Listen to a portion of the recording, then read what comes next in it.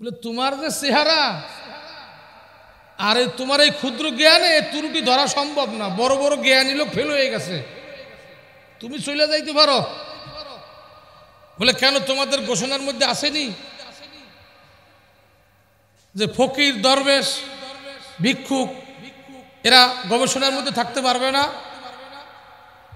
শুধু রাজা বাদশাহই করবে? তা তো নাই, তাহলে আমাকে চান্স দাও। ওয়ালাকাদ কাররামনা বানি আদম, গোটা মাখলুকাতের মধ্যে বনি আদম শ্রেষ্ঠ। জমিনে এমন এমন বনি আদম আছে, আসমানের ফেরেশতারা আসমান থেকে জমিনে এসে সালাম দেয়। সুবহানাল্লাহ, জোরে কোন।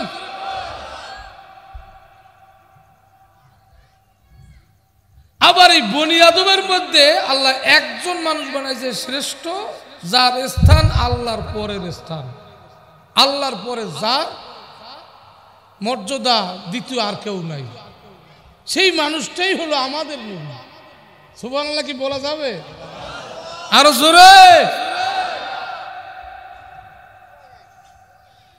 আসলে আমি বুঝতে পারি না আমি কেমন নবীর উম্মত, আমি বুঝতে পারি না আমার দাম কত।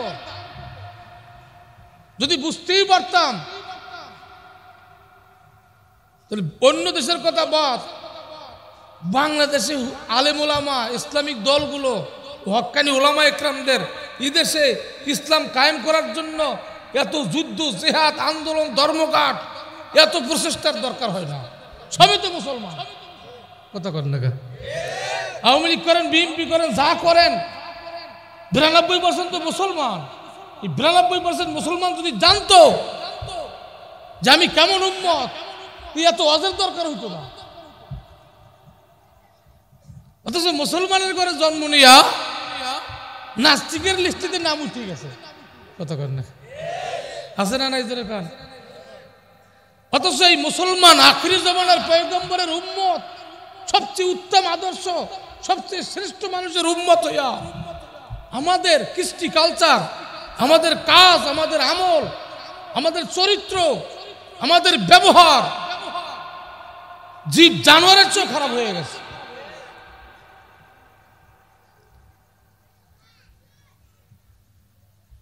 এক সপ্তাহ আগে আমার বাড়িতে একটা নূতন কুকুর হয়েছে, এক সপ্তাহ আগে।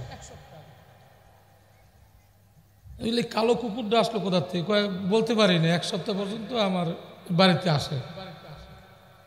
তা আমি গেছি পর, নূতন কুকুর ভাইয়া, প্যাট একেবারে খালি, কুকুরটা দরজায় এসে একটু ডাকাডাকি করতেছে। আমি কিছু খাবার দিলাম ওরে, প্রথম দিছি ভাতের মার, খাইতেছে না, পরে ভাত নিয়া ওর পেট বুড়ে খাওয়াইছি। এখন যতবার আমি বাড়ি গেটে ঢুকি, ওই আমার পিছে পিছে হাঁটে। এই আসার সময় আজকে সকালে ফজরের সময় আগে দরজা খুলেই দেখি দরজার সামনে আর শুয়ে আছে, কোনো কায়দাই নেই বাইর হওয়ার। আবার ঘরে ঢুকছি, ঢুকে খাবার দিছি, এরপরে কুকুর বিদায় হয়ে গেছে। তখন আমার চোখে পানি আসছে। আজকে 2 দিন আগে খাবার দিলাম, এই খাবার খাইয়া 2 দিন পর্যন্ত সে আমাকে বলতেছে না। 2 দিনের পরিচয় আমার সাথে, কুকুরটার সাথে। 1 লোকমা খানা দিলাম, সে আমার পিছিয়েই করতেছে। আর আমার আল্লাহ আমাকে 50-60 বছর খাওয়াইলো, আমি মালিকের তো চিনলামই না। এমনকি মায়ের বুকের দুধ তাও আমার আল্লাহ বানাইলো, মা বানাবার ক্ষমতা ছিল না। 1 ফোঁটা দুধ মায়ের বানাবার ক্ষমতা ছিল না। মায়ের বুকে যদি দুধ না হয়, কোনো ডাক্তার দুধ বানাইতে পারে না। কথা কন না, দিলের কান দিয়ে শুনবেন ভাই। কুমিল্লায় আমার এক ভাই, ওনার একটা গরু 19 থেকে 20 কেজি দুধ হয়। তো আমার খুব ভক্ত, একবার বাচ্চা হয়েছে, দুধ হয় না, 1 ফোঁটা দুধ হইতেছে না। ঢাকায় বড় বড় কৃষি আপনার ওই পশু চিকিৎসক এদেরকে নিয়ে বোর্ড গঠন করছে। এরা বলছে গরু বিক্রি করে ফেলেন, নাহলে জবই দেন, এ গরুতে দুধ হবে না। গরুর মালিক বলতেছে আপনারা চেষ্টা করেন, আপনারা ডাক্তার, লেখাপড়া করছেন, বলে আমরা সিদ্ধান্ত করলাম আমাদের হাতে ক্ষমতা নাই, এটা আল্লাহর হাতে। তাহলে এক ফোঁটা দুধ মায়ের বুকের থেকে চুষে খাইলাম জীবনে, 2-2.5 বছরে কয় মন খাইছে তো হিসাব নাই। কে খাওয়াইলো? কথা বলেন। কারো বয়স 70, 80, 50, 30, 20, এই 20 বছর কে খাওয়াইলো? 2 দিন কুকুরে খাওয়াইলাম, আমার পিছে আটতেছে। একদিন খাওয়াইলে 3 দিন আড়ে, আর এত বছর খাওয়াইলাম। ফজরে আজান দিল, আসসালাতু খায়রুম মিনান নাওম, তুমি ল্যাপটাই নিয়ে ঘুমাইলা, দরজাও খুললা না, মসজিদেও গেলা না, তুমি তো কুকুরের চেয়েও খারাপ। কতক্ষণ না ঠিক না বেটি করে কন? ইয়া ইবাদি আল্লাযিনা আমানু, জমিন তোমার জন্য না, জমিন তোমার জন্য না, মুমিন বান্দার জন্য। মুমিন কারা? খুব কঠিন। বাদশাহ হারুন আর রশিদ, ছোট্ট একটা ঘটনা মনে পড়ছে, বলবো নাকি? বাদশাহ হারুন আর রশিদ, উনি তো বাচ্চা ছিলেন, শুধু বাংলাদেশের বাচ্চা না, ভারতবর্ষের বাচ্চা। তখন ভারতবর্ষ বলতে কয়েকটা দেশ নিয়া।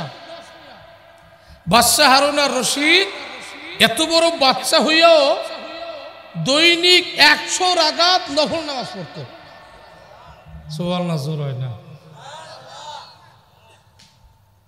আর আমাদের দেশে একটু মেম্বার চেয়ারম্যান হয়ে গেলে বেলা 9টার আগে ঘুমের তো ওঠে না। কি কথা কর না? কি একটা চেয়ারম্যান, চোখ উপরে উঠে যায়, নিচের দিক তাকায় না। আছে না নাই? জোরে কন। এত বড় বাচ্চা, দৈনিক 100 রাকাত। এটা উনি পড়ে নাই, ওনার ইমানের কারণে পড়ছে। ঠিক না বেটি? জোরে কন। সামনে আগাইলেই বুঝবেন। বাদশাহ হারুন আর রশিদ দিজলা নদীর পানির মধ্যে একটা বিল্ডিং করতেছিল, বলে মনের শখ মিটিয়ে বিল্ডিং করবে, পৃথিবীর মধ্যে, বিশ্বের মধ্যে শ্রেষ্ঠ বিল্ডিং, কেউ যেন ভুল ধরতে না পারে। সুন্দর বিল্ডিং করিয়া এবার ঘোষণা দিয়ে দিয়েছে, কে আসো আমার বিল্ডিং এর খুদ ধরো, ভুল ধরো, তাকে মোটা অঙ্কের পুরস্কার দেওয়া হবে।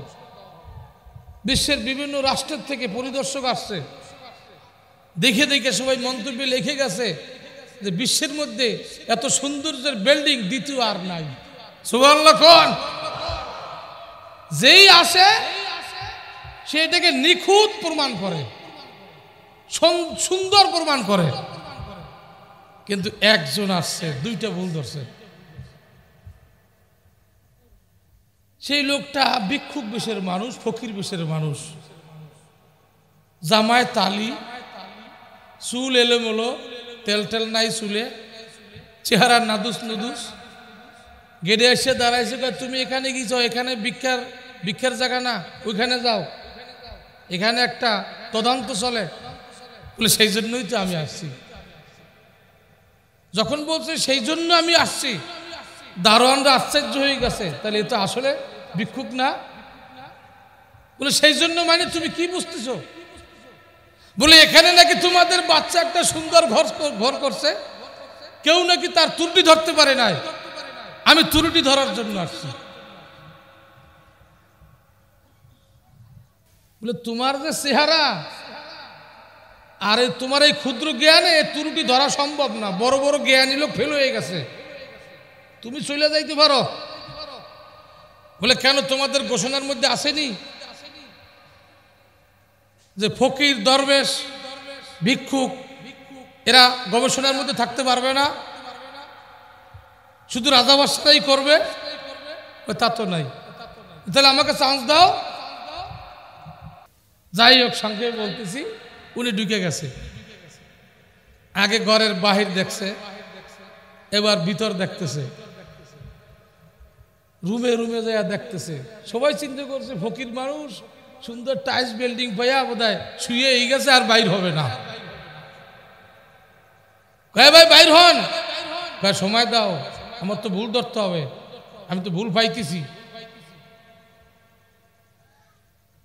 এখন কর্মচারীরা কয় আজকে বাদশার তরবারি থেকে রেহাই পাবে না। ভুল তো ভাবেই না, বেহুদা ভুল ধরবে, বাদশা এক কফি দ্বিখণ্ড করে ফেলাবে। বাদশা হারুন আর রশিদের পাশে তরবারি থাকতো সবসময়। কয় ভুল কিন্তু আমি দুইটা পাইছি, এই বিল্ডিং বড় ঝুঁকিপূর্ণ, বিল্ডিং হয়ই না, এটা ঝুঁকিপূর্ণ বিল্ডিং। এমন ভুল যেটা সবাই মাথা খারাপ হয়ে গেছে, কন্ট্রাক্টর, ইঞ্জিনিয়ার, মিস্ত্রি সবাই মাথা খারাপ। কোথাকার এক ভিক্ষুক এসে বলতেছে ঝুঁকিপূর্ণ বিল্ডিং, এত মজবুত বিল্ডিং করলাম। কয় বলো, কয় না তোমাদের কাছে বলবো না, বাদশার কাছে নিয়ে চলো। তোর বাদশার কাছে নিয়ে গেছে।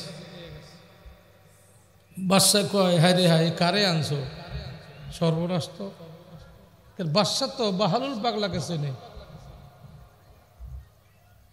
বাহালুল পাগলা উনি তো আসলে ফকির না, আসলে ভিক্ষুক না। বাহালুল পাগলা শুধু পাগল না, উনি এমন দরজার অলি, আশেক। ওনার ইতিহাস আরব দেশের কিতাবে পড়ানো হয়, শিক্ষা প্রতিষ্ঠানে পড়ানো হয়, শিক্ষণীয় ইতিহাস। বুজুর্গানে দিনেরা ওনার ইতিহাস পড়ে, ওনার জীবনের সাথে মিলায়।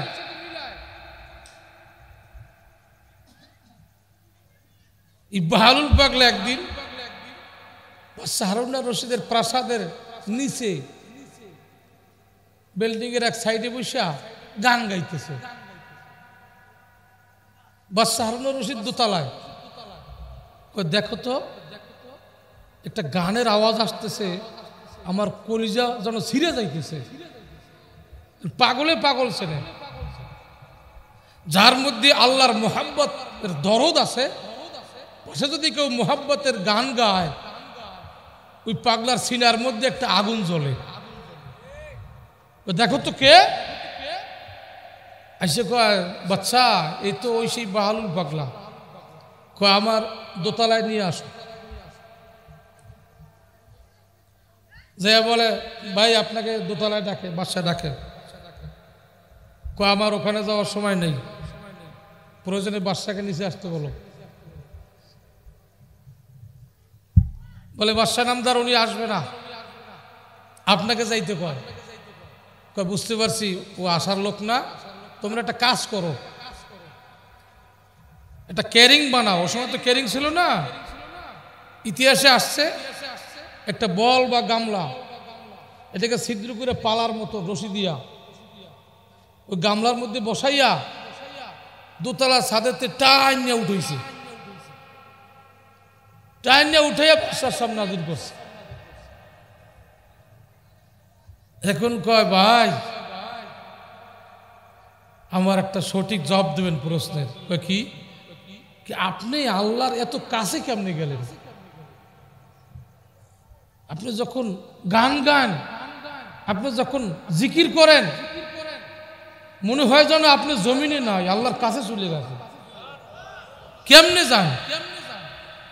বাদশা তুমি আমাকে যেমনি ভাবে নিচের থেকে উপরে নিয়ে আইছো, আমার আল্লাহ এমনি ভাবে আমাকে নিচের থেকে উপরে নিয়ে যায়। কঠিন ব্যাপার। বাদশা তো বাহালুল পাগলাকে চেনে, ওরা তো চেনে না।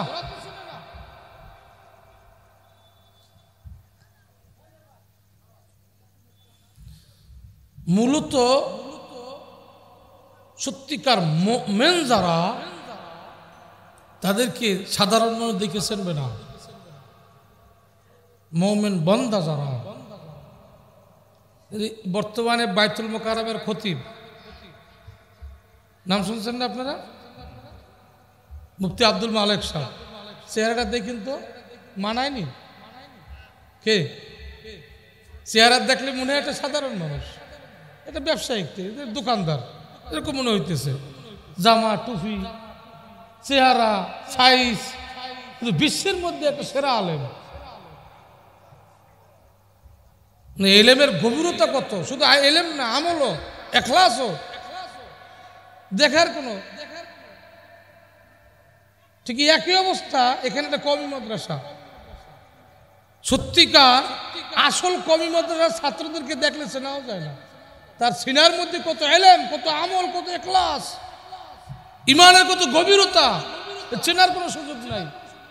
দিগলকান্দি এলাকাবাসী অনেক সময় ছাত্রদেরকে তুচ্ছও করে, অনেক সময় ফাঁকে একটা কথা বলে যায়, মাদ্রাসার তলেব যারা তারা কিন্তু নূরের মেহমান, তাদের পায়ের তলে থেকে নূর, যেই জমিনে হাঁটাচলা করে ওই জমিনের মাটি দেখে না নূর হয়ে যায়। দিগলকান্দি এলাকাবাসী ধন্য যে তাদের মাটির পরে তালেবুল ইলমদের নূরের কদম পড়তেছে। খুশি না বেজার নাকি? সবাই খুশি?